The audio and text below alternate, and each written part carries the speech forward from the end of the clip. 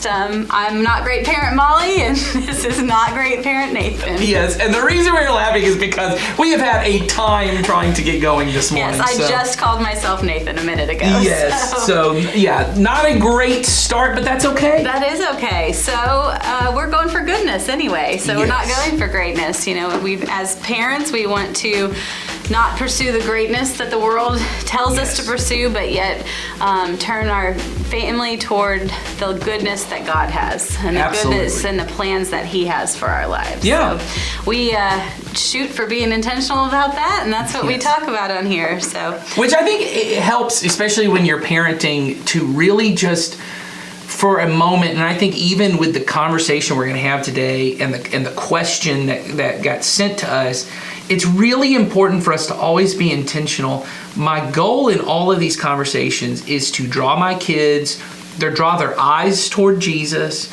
and the kind of vision that Jesus has for life in the kingdom, life in God's goodness, because it will look different than what this world says is a great life. And so I think that's an important thing for us, just as you said, just be intentional about that in every conversation. Right. And it doesn't happen overnight. It's just, it's not like you're going to listen to one of our episodes and go, okay, I got this figured out, as we all know as parents. So we are going to have a question that we're going to work on a question here that came in. And just if you guys have questions, we love getting these. We will answer them on these episodes that we do. Yeah. And so there's a form in the show notes. And so feel free to submit any question that you have in there. Yeah. So let's go with today's question. You want to read it? Yeah, this is a long question, so you're going to have to stick with me. In fact, at the end of the question, the person says, sorry, this is so long. So here you go. How can I instill truth into my children in a world where LGBTQ is accepted? How do I teach them the correct way to handle those difficult situations? Honestly, it feels like our opinion doesn't line up with, if our opinion doesn't line up with theirs, then we are wrong and unloving and unaccepting. How do we teach them to love them but not accept their truth? So I'm assuming that this question, I hadn't thought about this until I read it through it this time, that when they say, how do I teach them the correct way to handle those difficult situations? Honestly, it feels like if our opinion doesn't line up with theirs, then we're wrong. I'm trying not to make a lot of assumptions when I read these, but I have to do some just to be able to answer it, right? When you say, honestly, it feels like if our opinion doesn't line up with theirs, I don't know if you're talking about if your opinion as the parent doesn't line up with your kid's opinion, or your opinion or your belief as a Christian doesn't line up with the world's opinion. No. So it's hard to know. But I think this is a question. I've actually had several other parents, not like in a pastoral way, come and ask me, but just have had this conversation of, I feel often like when my kids are at school, they hear one thing about sexuality and life, and I know that God has a different plan for it. So how do we handle those kind of things? And what it sounds to me like this parent is trying to figure out is, how do I teach my kid how to handle difficult conversations about it? When I heard difficult situations, that's where my brain went. That mine as well. I was thinking they're trying to understand how to help their child maybe navigate through those conversations that they might be having with peers or others. But also the conversation at home, they don't want to turn their child off to Christianity, or they don't want it to become tense even within their own conversation. I think it's twofold. Yeah, I do. And I get why this is a maybe complicated conversation, I think, for a lot of believers, because often it does feel like this has become kind of a central issue in our world, as far as, if there was a while, and it's still this way, but I don't feel like it's as much, where it was kind of faith versus science, that it kind of felt like you couldn't be a believer and accept certain scientific facts. And I know that's still true in lots of places, but I don't hear that as much anymore. But I do hear a lot of thoughts that is, if you are a believer, if you are a Christian, at least this is the kind of view from the outside, and maybe even the view of many people inside, that means you have to be somehow anti-LGBTQ plus. Like whatever that issue is, you have to be anti that group of people or that person. And I know in my life, I have several different people that for them, they fit somewhere in that kind of, as it's often referred to as the spectrum kind of that thing. They identify somewhere in that. And, I think sometimes it can be difficult to kind of hold up God's view of what sexuality is in our own minds. And so I get that with our kids. I think the first thing you and I, when we were kind of prepping this and kind of talking about it, is to try and help kind of calm the anxieties, I think, of a little bit of parents.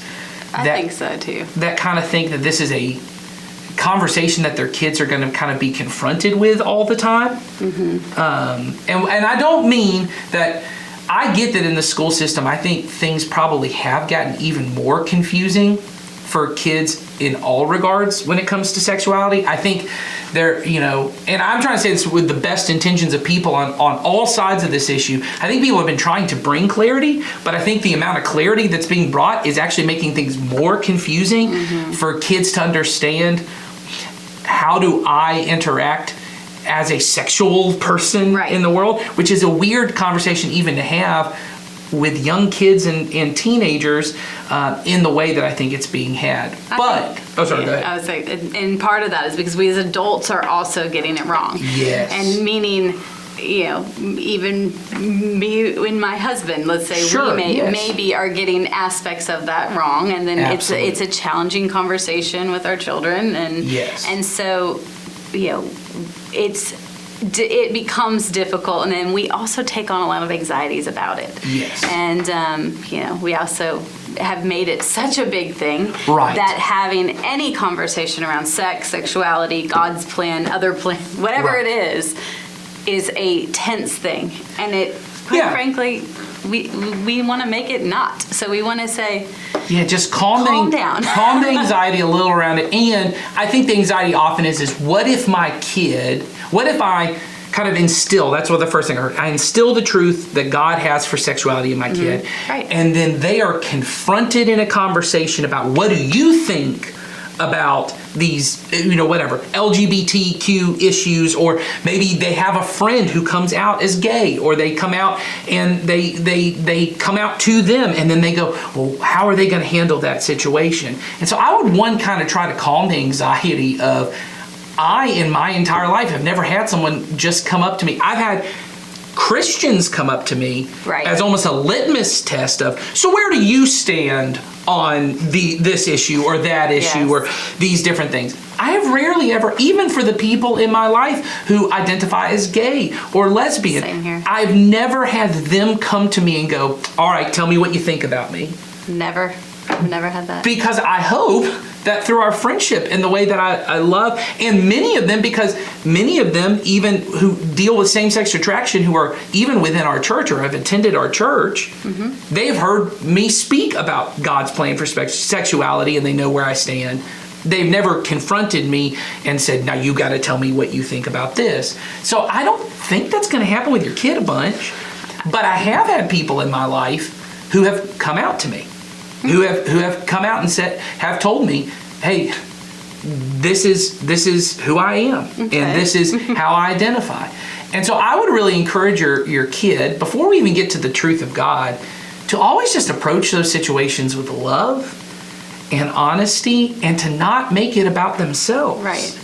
And not make it this defining thing of that person. Right. Because then once you've done that, you've labeled, and now we are called to love everyone. Right. And so when we've decided that we're going to type somebody and only focus on that, then we're going to miss the love part. And like you said with your friends, and I've got plenty of friends too, that the overwhelming part is the love. And so is the fact that I love them right where they're at, but it doesn't mean there's not truth involved in it. It means that I see that God loves them too. Well, and that's not the point of that conversation even. No. If a person comes to me and tells me something about themselves, and my first reaction is to tell them what I think about that. That's not a loving response. And I'll give you one that is removed from this, because this issue is, I know, testy for a lot of people. I had a friend of mine, I was with them when they were just talking with their parents, and they kind of off the cuff said, oh, my therapist said this the other day. And the parent looked at them and said, you didn't tell me you were going to therapy. Why wouldn't you tell me you were going to therapy? Why are you going? Why aren't you? Well, and they made it about them. Right. This person was telling them, hey, I'm going to therapy. And your first response is, what have I done wrong as a parent that you wouldn't tell me? Now, you may feel all of those things. Right. But that's not the response. When someone tells you going to therapy, they go, one, probably in that one, because it was off the cuff, you just go, oh, okay. Zip it and listen. And if you have questions, to maybe ask, is it okay if I ask you what, is there something going on? Is there some way I can love and support you? Right. All those kind of things. So I would try and do the same thing. Teach my kid to be, even if you disagree, even if you think and you believe that God's plan for sexuality is the right plan for sexuality, that when someone's having a conversation with you and maybe they come out to you, or maybe you're just having a conversation and they're already out and they say, I don't know if you know, but and then they tell you what it is, that their response wouldn't be, can I tell you what I think about this? Their response would be, oh, okay, well, thank you for telling me. Thank you for telling me. I'm sure that was probably hard to talk about. I love you. Is there some way I can love and support you? You don't have to come out and go, hey, I'm proud of you. I think that's the right choice. And you should, I know that that's often how it feels in our world, is that you've got to somehow now to be accepting means you need to be promotional of it, of like, I'm all behind whatever you want to do you do you, and I'll do me and all that kind of stuff. There is another option, which is to say, thank you for sharing this with me. I appreciate that you love and feel safe enough with me that we can talk like about this. And I think that eases a lot of the anxiety of, well, what if they have to tell them that, and then this is the part. I think you do need to instill the truth about sexuality with your own children. Oh, yes. I think you do. And so we want to, whenever we have this, so that there's no confusion around it, we do believe as a church that God's plan for sexuality is that all sexual expression, right, is done in the means of a context of a man and a woman, one man, one woman, who are married, who are committed to one another for life until death do you part. That there is no sexual expression outside that's okay, whether it be same-sex attraction or whether it be opposite-sex attraction. My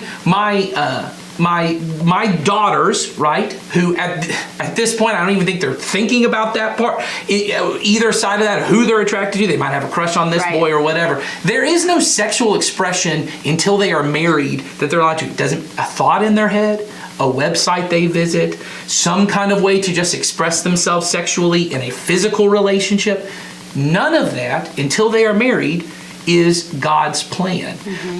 And so I think that's where you have to start, is by one, just explaining that to your kids in as honest of a term as you can. And so the way I've often said it is, I think you need to, as a parent, have these conversations early and often. I knew you were going to say early and often. Early and often. I think earlier than you think is necessary, more often than you would ever want to have to do it. Well, I think we often, and I know for me it was this one big conversation, right? Well, mine wasn't really big because it was so late in the game that it was. You're talking about your personal one with your parents. My personal one with my parents. It was so, there wasn't a lot of conversation about even like our bodies or anything prior to that, right? And so then my mom one day just tells me but I'm already very old, and it was not an early thing. It was not an often thing. Right. And so then it became, a kind of scary conversation. And so I hope my kids don't remember the talk, because it happened so early and it happened so often that it was just a series of discussions or a series of things that were just part of what I as a parent were teaching them. Right. I have boys, so most is probably going to come from my husband. It comes from my husband, but also just that it wasn't this one big thing. It was an early and an often. Yes. And so I would start there when you talk about how do I instill the truth, early and often. And if you're already past the early part, then it's just got to have to be often. Now the benefit. Then get started. Yeah, the benefit of the early part, I'll say this, if you got young kids, is you get to be the one who sets the context Right. for it. When you wait until, and I'm gonna say a number that some of you think it's too early. When you wait until they're 9, you have waited too long. When you have waited until they're 9, because, and I know you think it's not true, but if they're 9, that means they're in 3rd or 4th grade. There is some other 3rd or 4th grader who either themselves, because you don't know what their family unit is like, has seen something in a movie, has seen something pornographic, has an older sibling that is telling them things, and it is probably most likely not correct. And so they're hearing 3rd, 4th, 5th hand knowledge to them, then they're reinterpreting it. The whole thing gets off. And so I would, as soon as you can, as soon as you think they'd even be able to understand how it works, right? To be able to try and at least have, I call it the mechanics conversation. Right.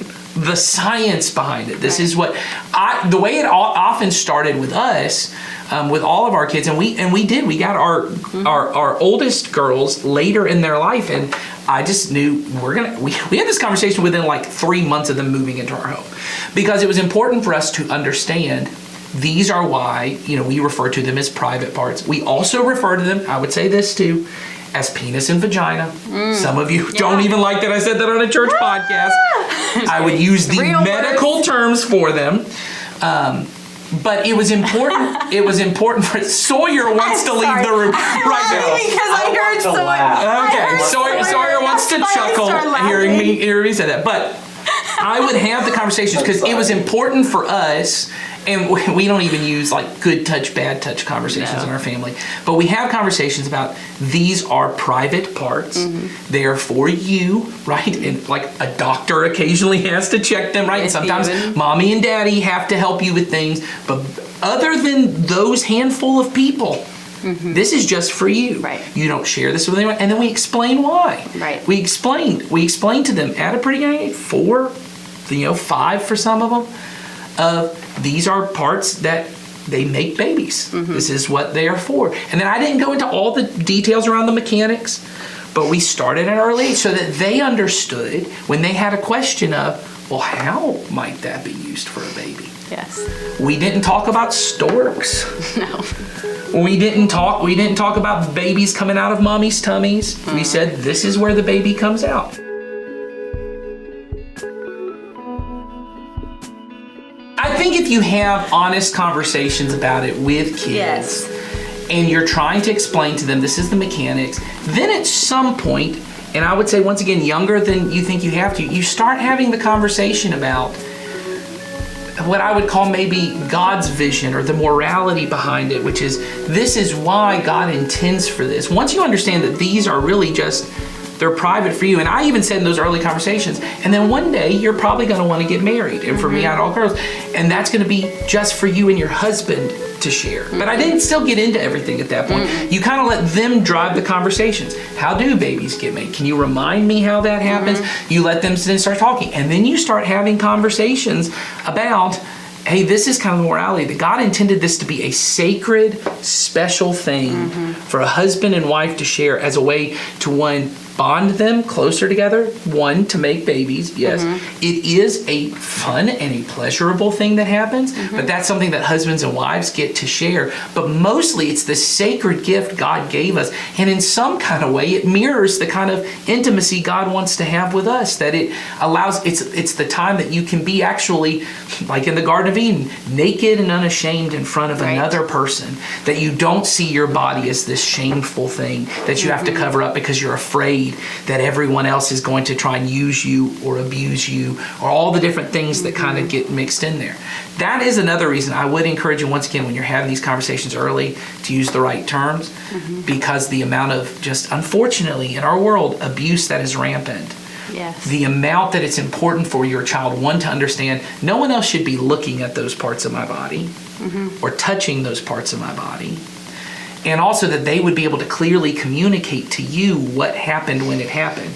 You know, going through foster training, one of the things that's just horrific that you learn is the amount of kids who are trying to communicate their abuse to a teacher or to a youth minister or children's minister, but because they don't know the right terms. They can't. They can't. They say it to them. They say, this person touched this, but they don't call it what it is. And in particular, one group of parents referred to it as a cookie. Oh, gosh. And so the child said that so-and-so touched my cookie. And the teacher just thought, oh, okay, they're telling me. And because the teacher's busy, they're like, okay, I don't care about that story, go away. Because they think it's just a story about a cookie. Well, then it comes out later that they were reporting sexual abuse. You as a parent want your child to be able to understand this is something that should not be happening. Right. And using other terms and things, honestly, there's a lot of shame, like you just said, around sex. And so when we create these other terms and things, we add to that. And we don't want to instill shame on within it. And I think that when we start making words like cookie or things that are just not what it really is, we're saying we can't say what it really is because it's so bad. Right. And you really just speak to what it really is. And so then when you get to the point that they understand the mechanics and they're young enough, and once again, if you've got a teenager and you haven't had this conversation, I would, in whatever way you can, try and talk to them because they may have a lot of misinformation, but you're probably not having a long mechanics talk because they probably get enough of it and they get how it works. You want to have a conversation about God's vision of sexuality, which is that it would be, as we said, one man, one woman who are married for life, and that it is this beautiful, sacred thing that happens, and that ultimately we want that all sexual expression is something that happens within the realm of what God wants for it. And so then, as I say to my kids, because they see stuff on TV and they say they see same-sex couples on TV and they ask me, what is that? What is that about? Because that's not the vision of sexuality that I told them that God had. So what I say is, God's vision of sexuality, which is the right and best way for us to live, is that it would be one man, one woman, married forever. But there are people who choose, because they see people on TV who live together and they're not married. They see that people make a joke about they've had sex and they're not married. I'm talking about, opposite sex couples. And then they see same-sex couples. And I say, look, there are people in our world that, and I say, because unfortunately the way we deal with sexuality in our world, it's very complicated for many of us. And so a lot of people, for varying reasons, I said there's a lot of reasons that people might choose to express their sexuality that way. I said they are living that way and they're behaving that way and they're acting that way and they even identify that way.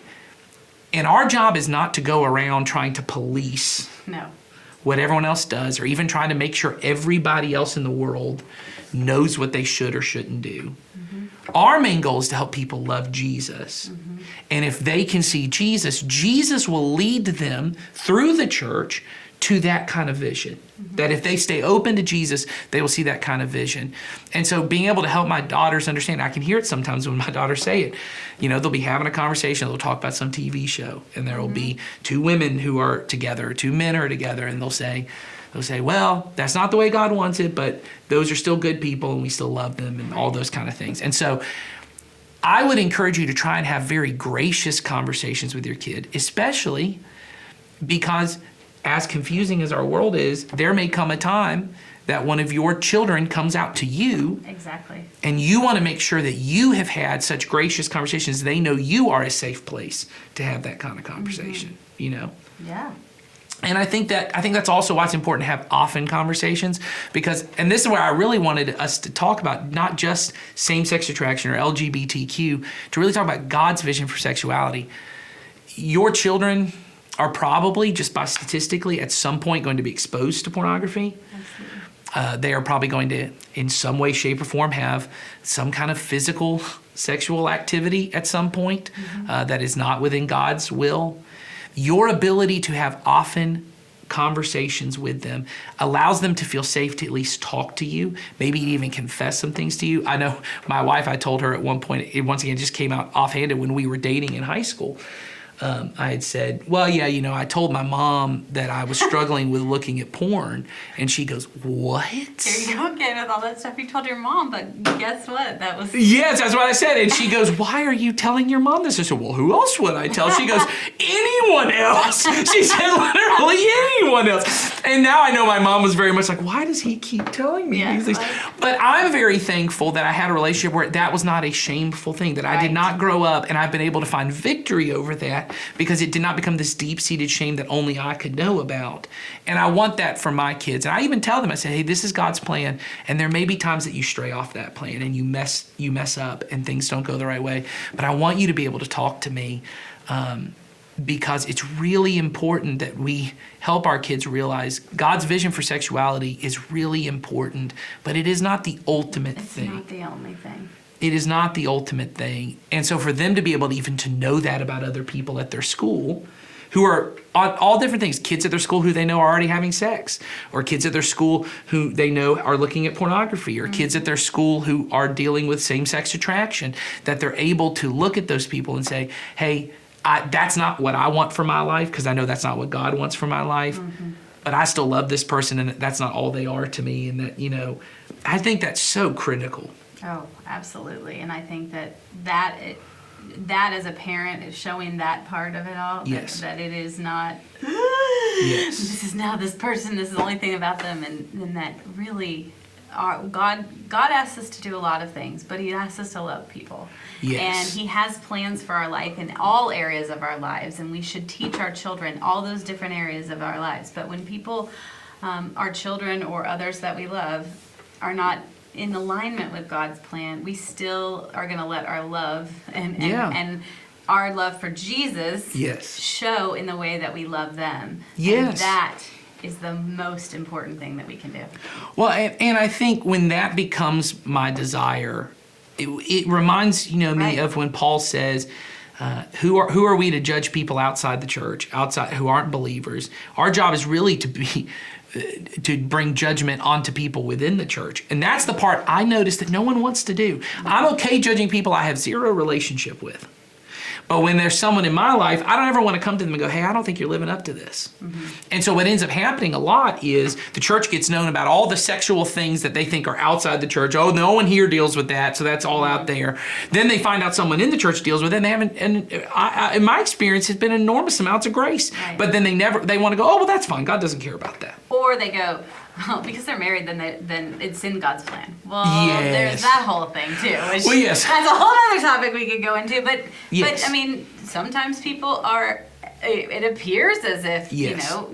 you and two people are Yes. married and within God's plan, but there might be Activity outside of that, yeah. or even within it that is not part of God's plan. Yeah, that's why I think it's really important for our kids to understand, and really for us, it has to start, we always talk about that, Yeah, I'll start. It has to start with us, that I understand that God's plan for sexuality is more, and I say this in an upcoming sermon, it's more than playtime for adults. Yes. That's the way our world kind of treats us. It's the most fun you could have. It's better than a trip to Six Flags. The ultimate experience. It's the ultimate experience because it's not just happiness and fun and pleasure, but there's also this romantic aspect to it, and there's all this kind of stuff. Yeah, passion and all that kind of stuff.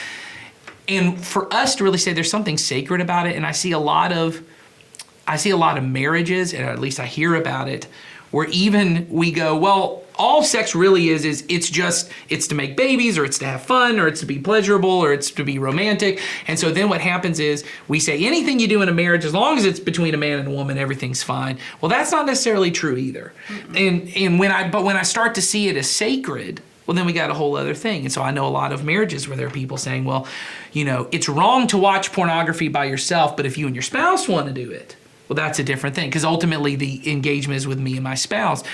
And everything starts to kind of, I think, messy. ultimately, from there down, it really changes this idea of, I'm really still teaching my kids sex is this ultimate thing. And that desires are sitting there to be met. Yes. Well, that's a whole other. So sex yes. is the ultimate, and so therefore I should desire it. Yes. And then therefore I should meet that need. Yes, that's the ultimate part of this, I think, is that ultimately what happens within, I think, our cultural idea of sex, and I think this is within the church too, I mean, it's within believers, is that really the goal is to find, everyone has a desire, and you just have to find the God-ordained way to meet that desire. And there is that maybe the way that God ordains me to meet that desire is to what gets referred to often within theologians as consecrating it. Mm-hmm. It's basically letting it die as a sacrifice to God. That when I say, and I used to say this to teenagers, there is no sexual expression that is appropriate for a teenager of any kind. Mm-hmm. There is none. Because you're not married. So any thought you have, any website you visit, any physical activity you are having with somebody that is not your spouse, it doesn't matter whether it's same sex or opposite sex, because you're not married, you just don't get to express yourself that way. That is maybe the most countercultural, maybe even offensive thing to say, that if you are not married, you don't get to express yourself sexually. In our culture, that's so, because I have these desires, I'm attracted to this person, and we think attraction and desire has to be met. But the way that God really wants us to do this is that I go, if I'm not married, I need to bring that desire to God and say, God, I'm sacrificing getting to meet this my way. And I'm giving that to you. And that does become very difficult. It does. And it becomes maybe lonely at times.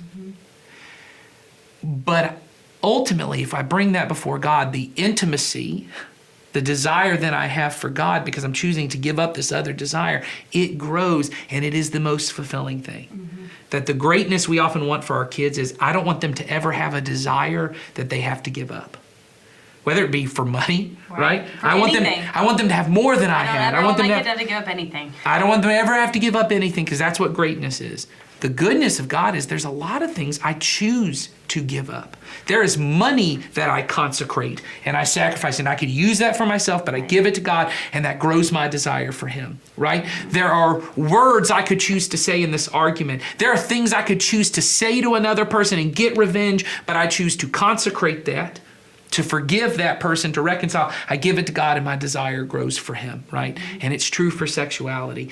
And there's a way in our culture that what desires are for is to feed that appetite and to grow it to something else. Exactly. And what happens with it, and if we could teach our kids as teenagers really get that, you want to consecrate this desire, you want to give that to God, then it doesn't matter whether it's a same-sex attraction or an opposite-sex attraction. When you're not married, you've got to consecrate that and give it away.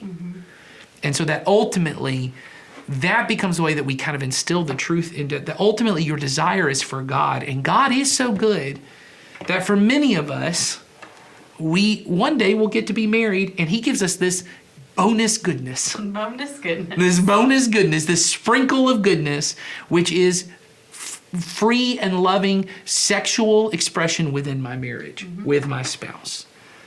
But that begins by first consecrating those desires and giving them to God. That's a difficult conversation. And as far as the conversations they have to have with other people, well, I would just teach them once again, don't make it about you. Don't make it about you. The ultimate thing that wants to prevail in those conversations is love. Yes. And, most of the time your kids aren't sitting around having these big heated debates about this. Yeah. And like you said, it's going to be in the form of someone telling them something. Yes. And you want to be loving. Yes. I like it. So I think I hope that answers that question and answers questions you didn't even know you had. Yeah, right? We're just reading your mind. Yes, exactly. So. Well, if it's not, you can send it back in. Yes. Set it out. We'll try and do better. Elaborate. You don't have to apologize to us for too many lines. No. You can put a bunch of questions in there, but use the form in the show notes to send in questions, and we'll see you next time. Have a great day. A good day. See you. Bye.